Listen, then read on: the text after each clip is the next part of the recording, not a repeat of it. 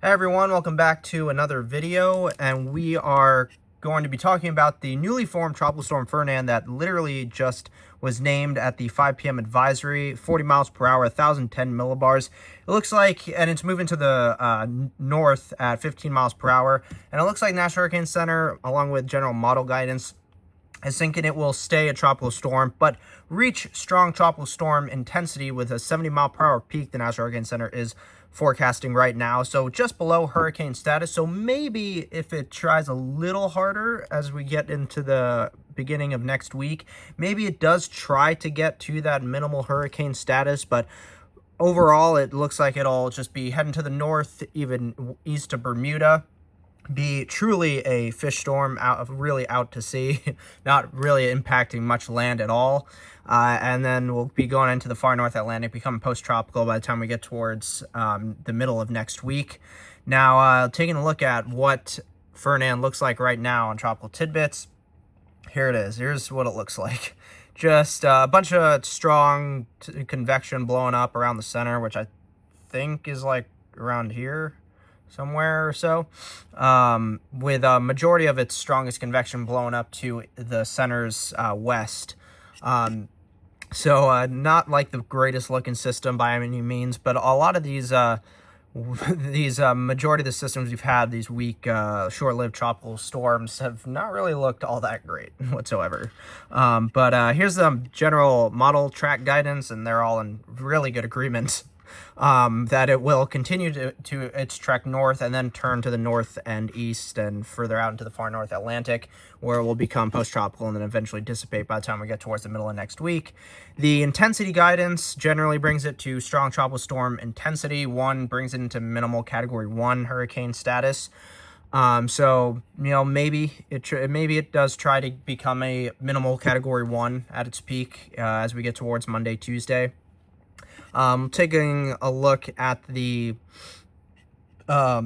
global models, we'll just look at the GFS, Euro, and Canadian. The GFS first, here's Fernand right here.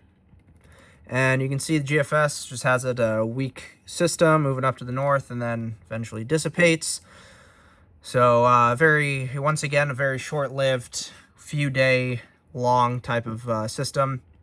European model is a similar story, even weaker kind of system, but still generally paints the same picture. And then the Canadian model, showing here's Fernand, and we bring it to the north, shows it maybe strengthening a little bit, and then curving to the north and east, far into the North Atlantic, becoming post-tropical. So yeah, this system, yet again, just like Andrea, Barry, Chantal, Dexter, going to be a between 2 to 4 day long lasting system, and then will dissipate.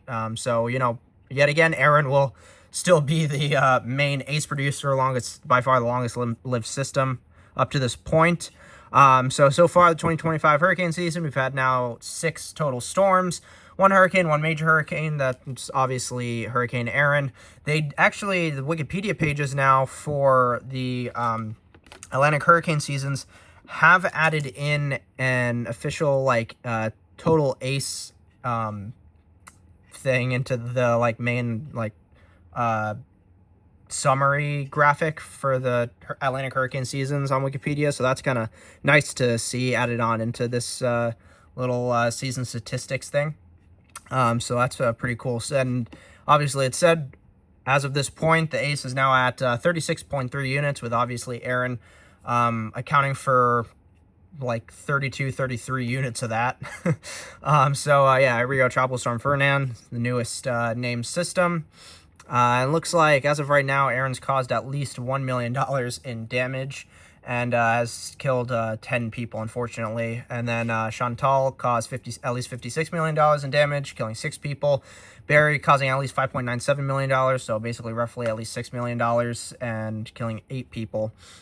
Fernand will be, out of really any of the systems, even Aaron, a much more out to sea, just fish storm type system. So really likely won't impact any real land areas much at all, and likely won't really cause much damage. Maybe it'll cause, you know, some indirect deaths from Bermuda and stuff, with like maybe some kind of higher swells and stuff that it causes, but generally kind of like the first 4 named storms of the season is going to be a fairly short-lived tropical storm and system. So yeah, Erin will continue to kind of reign supreme as the strongest tropical cyclone of the 2025 Atlantic hurricane season up to this point in time, and we'll have to see how that changes, because we are really now getting into the peak of the hurricane season now that we're in the end of August and nearly heading into September now. So we will see what as we get into September, especially as we get towards September 10th, which is the actual peak day of the Atlantic hurricane season every year. We'll see what these next few weeks bring us as we officially get towards that true peak of the season, and what September really brings us. And overall, so now the total damage is at least $62.97 million. Total fatalities now 24. Yeah, this Atlantic hurricane season has been certainly interesting so far. I mean, that's kind of what we've been saying for, at the very least, these last 2 seasons with how they've started. 2024 starting off with, very interestingly, with, of course, Beryl being that record earliest Category 5 hurricane. And, of course, Erin, still being a fairly early named system, becoming a Category 5 in a very short amount of time. So that's certainly interesting to see as well. So yeah, these 2024-2025 Atlantic hurricane seasons certainly starting off on very interesting, somewhat fairly historic notes. We'll just have to wait and see what the rest of the season brings us, and see if the U.S. does end up getting impacted by, anything stronger than tropical storm. So we'll just see. But hopefully you guys enjoyed this video, found it informative, interesting. You think Fernand ends up becoming maybe a minimal hurricane in its peak, or do you think it'll just get to that 70 mile per hour or so strong tropical storm peak intensity the National Hurricane Center is forecasting right now? And subscribe for more future updates as we head through the rest of the hurricane season, especially over these next month and a half or so as we get through the rest of the peak of the season. And of course, as we've seen, especially coming off last season, what the end of the hurricane season can totally bring us, particularly mentioning Milton from last season being in mid-October, and that crazy storm. So hopefully you guys enjoyed this video, found it interesting, informative. Subscribe for future updates, and I'll see you guys in the next video. Bye.